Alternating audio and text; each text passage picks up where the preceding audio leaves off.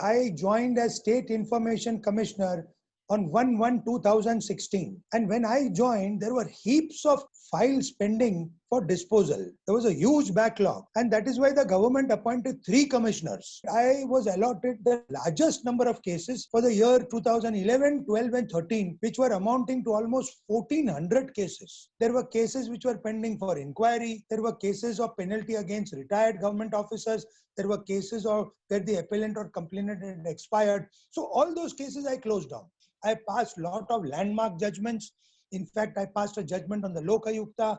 I passed a judgment on the passport issue. I passed a judgment where in the PDS, the chairman was a politician. I said, no, an MLA cannot be a chairperson or chairman because then there is a vested interest, conflict of interest. That very few public interest cases come to the commission. They're all personal disputes. People are filing cases and people are filing RTI applications, but the PIOs have been giving information. File misplaced jata, there is no proper file management system. There is no proper information storage system. I have passed orders that government must come out with, a meticulous information storage system. Information must be furnished. It must be disseminated. So the websites must be very, very clear websites. All information must be stored on the websites. So once the website is clear, there will be few RTI applications being filed.